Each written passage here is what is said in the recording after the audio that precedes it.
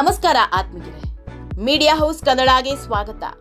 Bidadi township ವಿಷಯವಾಗಿ ಇಷ್ಟು ದಿನದಿಂದ ನಡೀತಾ ಇದ್ದ ಹೋರಾಟ ಈಗ ಇನ್ನೊಂದು ಹಂತಕ್ಕೆ ಹೋಗಿ ನಿಲ್ಲೋ ಮುನ್ಸೂಚನೆ ನೀಡಿದೆ. ಇಷ್ಟು ದಿನ ನಡೆದ ಹೋರಾಟವೇ ಬೇರೆ, ಇನ್ಮೇಲೆ ಶುರುವಾಗೋ ಮಹಾಯುದ್ಧವೇ ಬೇರೆ. ಬಿಡದಿ ಟೌನ್ಶಿಪ್ ವಿಷಯವಾಗಿ ಕೇಂದ್ರ ಸಚಿವ ಕುಮಾರಸ್ವಾಮಿಯಿಂದ ಹಿಡಿದು ಕಮಲ ನಾಯಕರೆಲ್ಲ ರೈತರ ಬೆನ್ನಿಗೆ ನಿಂತಿದ್ದಾರೆ. ಬಹುತೇಕ ನಾಯಕರು ಬಿಡದಿಯಲ್ಲಿ 2-3 ರೌಂಡ್ ಕೂಡ ಹಾಕಿದ್ದಾರೆ. ಅಷ್ಟೇ ಯಾಕೆ, ಮೊನ್ನೆ ಬಹಿರಂಗ ಚರ್ಚೆಗೆ ಸವಾಲು ಹಾಕಿದ್ದ ಕೇಂದ್ರ ಸಚಿವ ಕುಮಾರಸ್ವಾಮಿ ಸಿಎಂಗೆ ಆಹ್ವಾನ ಕೊಟ್ಟು ಬಿಡದಿಯಲ್ಲೇ ಕಾದು ಕೂತಿದ್ರು.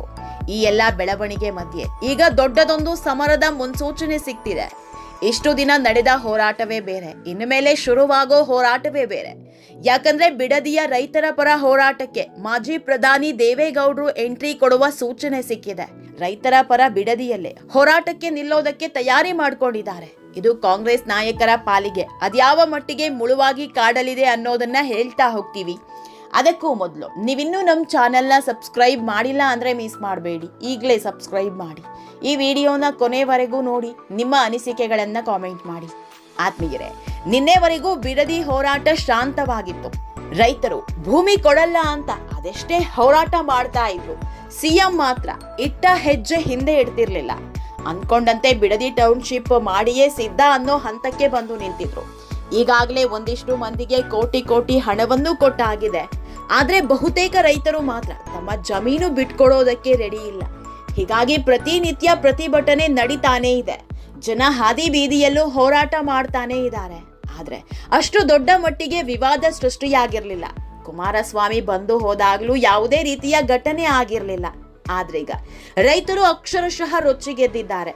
ಬಿಡದಿ ಟೌನ್ಶಿಪ್ ವಿಚಾರದಲ್ಲಿ ಗದ್ದಲ ಗಲಾಟೆ ದಿನದಿಂದ ದಿನಕ್ಕೆ ಜೋರಾಗ್ತಾ ಇದೆ. ಸರ್ಕಾರದ ನಿರ್ಧಾರಕ್ಕೆ ರೈತರು ಭಾರಿ ವಿರೋಧ ವ್ಯಕ್ತಪಡಿಸ್ತಾ ಇದ್ದು ಜಮೀನು ಒತ್ತುವರಿ ವಿರುದ್ಧ ತಿರುಗಿ ಬಿದ್ದಿದ್ದಾರೆ. ವಿರೋಧದ ನಡುವೆಯೂ ಬಿಡದಿ ತಾಲೂಕಿನ ಮಂಡಲಹಳ್ಳಿ ಗ್ರಾಮದಲ್ಲಿ ಜೆಎಂಸಿ ಸರ್ವೆಗೆ ಮುಂದಾದ ಜಿಬಿಡಿಎ ಅಧಿಕಾರಿಗಳ ವಿರುದ್ಧ ರೈತರು ಆಕ್ರೋಶ ಹೊರಹಾಕಿದ್ದಾರೆ. ಯಾವುದೇ ಕಾರಣಕ್ಕೂ ಜೆಎಂಸಿ ಸರ್ವೆ ನಡೆಸದಂತೆ ಮಂಡಲಹಳ್ಳಿ ಗ್ರಾಮದ ರೈತರು ಒತ್ತಾಯಿಸಿದ್ದಾರೆ. ಬಲವಂತವಾಗಿ ಸರ್ವೆ ಕಾರ್ಯ ನಡೆಸಿದರೆ ಅಧಿಕಾರಿಗಳಿಗೆ ಪೊರಕೆ ಏಟು ಕೊಡುವ ಎಚ್ಚರಿಕೆಯನ್ನು ನೀಡಿದ್ದಾರೆ. ಇದರ ಹೊರತಾಗಿಯೂ ಸರ್ವೆಗೆ ಮುಂದಾದ ಅಧಿಕಾರಿಗಳಿಗೆ ರೈತ ಮಹಿಳೆಯರು ಪೊರಕೆ ಏಟು ಕೊಟ್ಟಿದ್ದಾರೆ. ನಿನ್ನೆ ಏಕಾಏಕಿ ಜೆಎಂಸಿ ಸರ್ವೆ ಮಾಡಲು ಅಧಿಕಾರಿಗಳು ಗ್ರಾಮಕ್ಕೆ ಬಂದಿದ್ರು.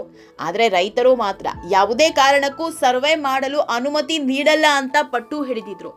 ಈ ವೇಳೆ ಅಧಿಕಾರಿಗಳು ಎಷ್ಟೇ ಮನವಿ ಮಾಡಿದ್ರೂ ರೈತರು ಕೇಳಲಿಲ್ಲ.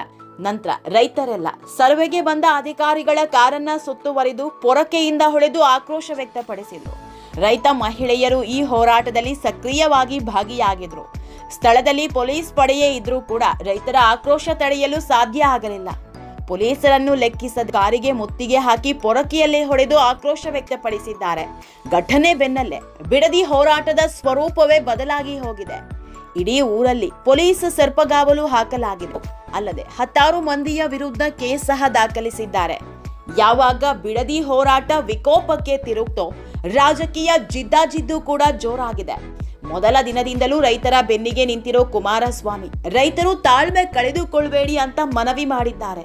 ಅಲ್ಲದೆ ಎಂಥ ಸಮಯದಲ್ಲೂ ನಾವು ನಿಮ್ಮ ಜೊತೆಗಿದ್ದೇವೆ ಅನ್ನೋ ಸಂದೇಶ ರವಾನಿಸಿದ್ದಾರೆ. ಈ ಎಲ್ಲ ಬೆಳವಣಿಗೆ ಬೆನ್ನಲ್ಲೇ ಈಗ ಜೆಡಿಎಸ್ ದೊಡ್ಡ ಹೆಜ್ಜೆಯೊಂದನ್ನ ಇಡಲು ಮುಂದಾಗಿದೆ. ಆತ್ಮೀಯರೇ, ಬಿಡದಿಯ ರೈತರ ಪರ ಹೋರಾಟಕ್ಕೆ ಧುಮುಕೋದಕ್ಕೆ ಮಾಜಿ ಪ್ರಧಾನಿ ದೇವೇಗೌಡರು ಅಣಿಯಾಗಿದ್ದಾರಂತೆ. ಬಿಡದಿ ಟೌನ್ಶಿಪ್ ಅನ್ನ ಹೆಜ್ಜೆ ಹೆಜ್ಜೆಗೂ ಜೆಡಿಎಸ್ ನಾಯಕರು ವಿರೋಧ ಮಾಡ್ತಾ ಬಂದಿದ್ದಾರೆ. ಹೀಗಾಗಿ ಮಾಜಿ ಪ್ರಧಾನಿಗಳಾದ ದೇವೇಗೌಡರು ಈ ಅಖಾಡಕ್ಕೆ ಇಳಿಯೋದಕ್ಕೆ ಸಜ್ಜಾಗಿದ್ದಾರಂತೆ.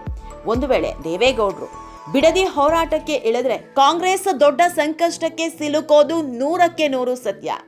ಯಾಕಂದ್ರೆ ದೇವೇಗೌಡರಿಗೆ ಈಗ 94 ವರ್ಷ, ಅಲ್ಲದೆ ಮಾಜಿ ಪ್ರಧಾನಿಗಳು, ಜೊತೆಗೆ ರಾಜ್ಯ ಕಂಡ ಅಪ್ರತಿಮ ಹೋರಾಟಗಾರ.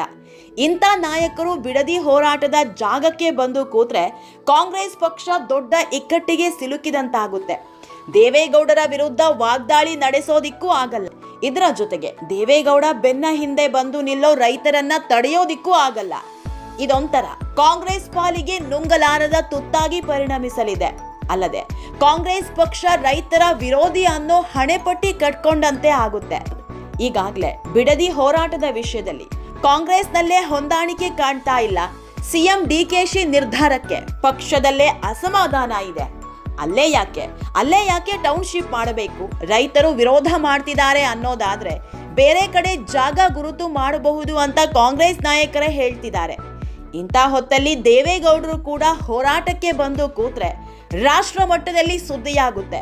ಇಂಗ್ಲಿಷ್ ಮಾಧ್ಯಮಗಳೆಲ್ಲ ಇದೇ ಸುದ್ದಿಯಲ್ಲಿ ಬ್ಯುಸಿಯಾಗುತ್ತೆ.